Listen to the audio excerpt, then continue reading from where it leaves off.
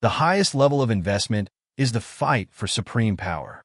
The world's grandest and most chaotic power investment has just concluded and is now entering its settlement phase. In this top-tier business battle, not only did we see competition between new and old billionaires like Musk and Bill Gates, but also witness party defections from Republican Liz Cheney and Democrat Tulsi Gabbard, who joined opposing camps. As social divisions in America deepen, both the risks and returns of political investment are rising simultaneously. This is not just a test of vision and strength, but also of courage and luck. The losers will not only lose their investments, but might even face imprisonment, while the winners will consume the losers' business or power shares, reaping enormous political dividends. While some celebrate, others worry. Let's examine who's rejoicing and who's losing sleep behind this unprecedented battle of the century. In this round of elections, America's richest man Musk was the most famous investor backing Trump. According to October data from the Federal Election Commission, Musk donated $75 million to Trump and his allies through super PACs. Super Political Action Committees are nonprofit political organizations specifically serving elections. While there are clear limits on individual donations to presidential candidates in U.S. presidential elections, wealthy individuals can circumvent these restrictions by establishing nonprofit organizations.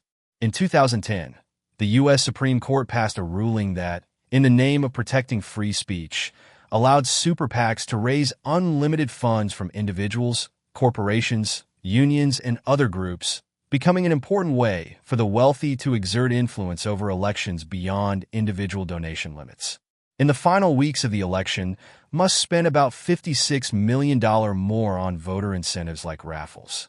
Including previous investments, Musk has spent at least $130 million to help get Trump into the White House.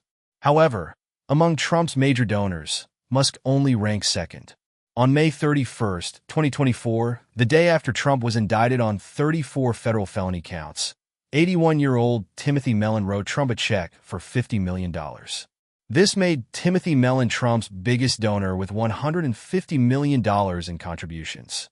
The Mellon family controls New York's Mellon Bank with a family net worth of $14 billion. Timothy Mellon personally holds conservative values and is a long-term donor to Republican and right-wing causes.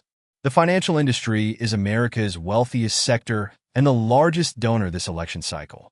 Besides the Mellon family, Trump attracted support from investment elite, including Ken Griffin of Citadel, Stephen Schwarzman of Blackstone Group, Robert Mercer of Renaissance Technologies, and tech venture capitalists Marc Andreessen and Ben Horowitz.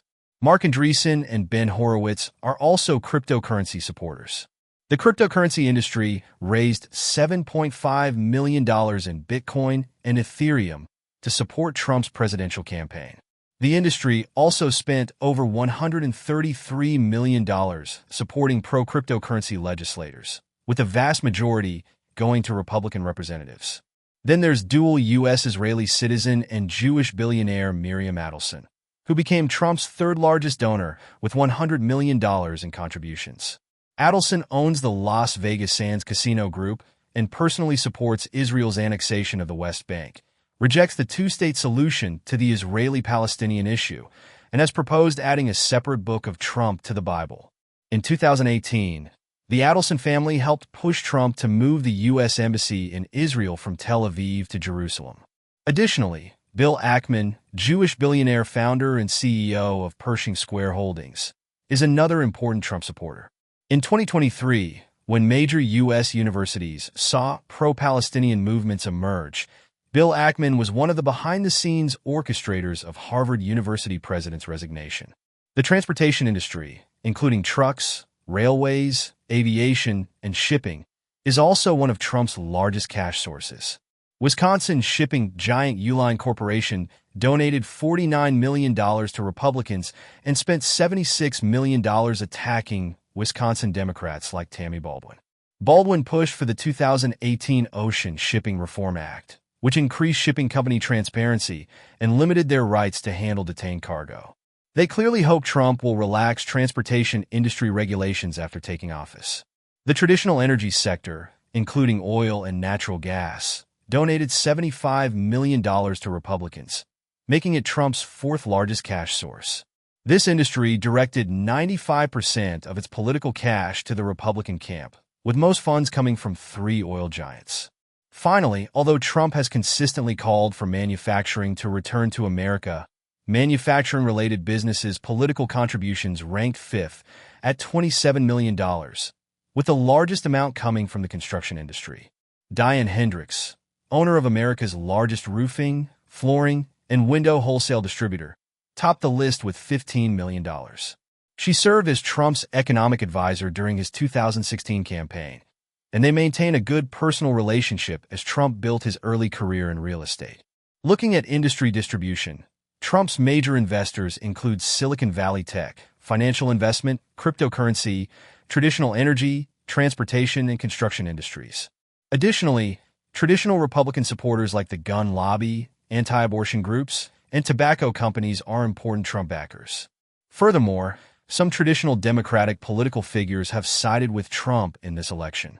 Kennedy family member and Democratic politician Robert F. Kennedy Jr. first ran for president as an independent before switching to Trump's side.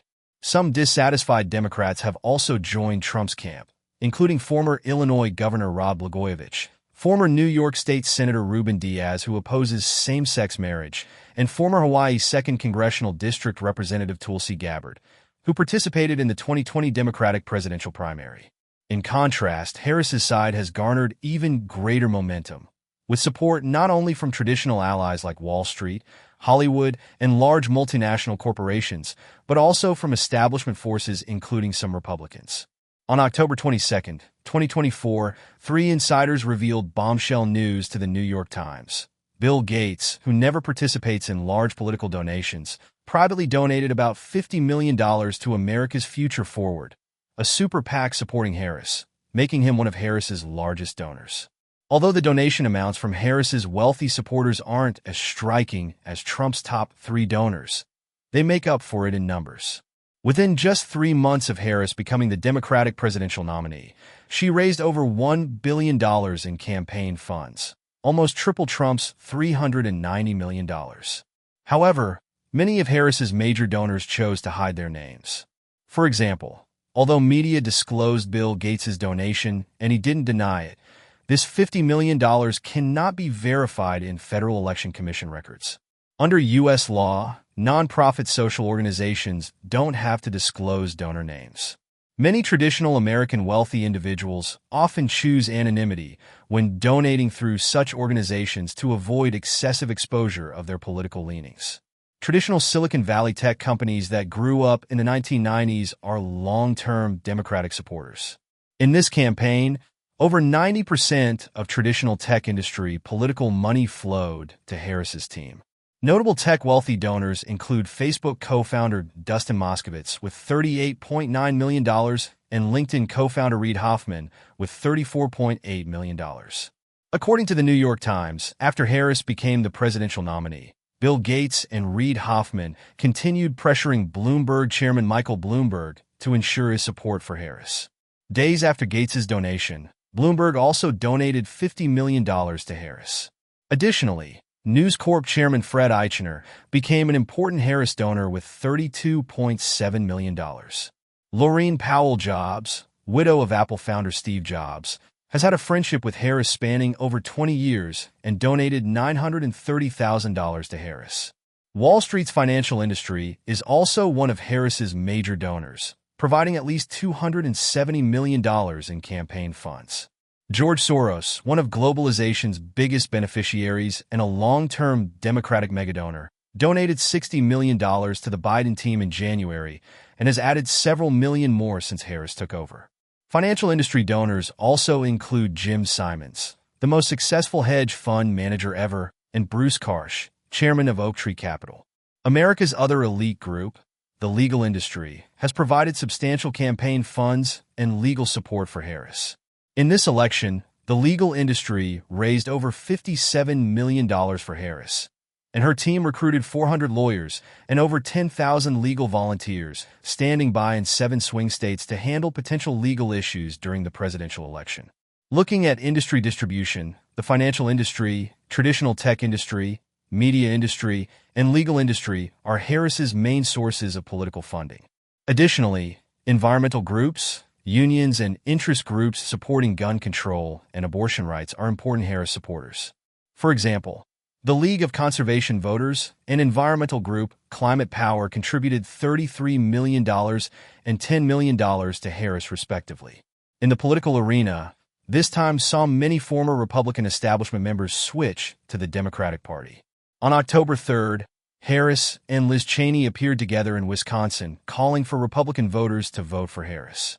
Liz Cheney, daughter of former Republican Vice President Dick Cheney, and once the third-ranking Republican in the House, joined the Democratic-initiated investigation committee after the January 2021 Capitol riot and completely broke with Trump. Furthermore, Trump's first-term White House Communications Director Anthony Scaramucci, Arizona Mayor John Giles, and former Homeland Security Advisor Olivia Troy have publicly turned to the Democratic Party to attract more Republicans. Harris even announced she would consider including Republicans willing to switch sides in her cabinet if elected. Among the major donors to Harris and Trump summarized above, two important interest groups have been notably absent: the military-industrial complex and the healthcare sector. This isn't because they don't care about politics, but because these groups hold such solid positions in America that regardless of who enters the White House, it's difficult to change entire industry trends with just a few individual policies. Therefore, they typically prefer spending money on House and Senate elections, influencing specific bills by maintaining relationships with particular legislators. For example, whenever there are congressional elections, the military-industrial complex donates to members of the armed services committees in both houses. When annual defense budgets need review or funding for new weapon systems needs approval, these legislators can play crucial roles. Often, spending just a few $1 million on lobbying can achieve the goal of increasing defense budgets by tens or even hundreds of billions of dollars. Similarly, the healthcare industry has America's largest lobbying group, spending $378 million in 2023 to promote industry-favorable legislation. However, less than 5% of the healthcare industry's political funds went to presidential campaign activities. In this election, the healthcare industry donated just $1.12 million to Harris and $200,000 to Trump. As the 2024 presidential election dust settles, with Republicans sweeping 7 swing states and Trump dominating both houses of Congress with his vindictive personality, he is likely to enter a settlement mode that will add several dramatic scenes to America's great reshuffling of power and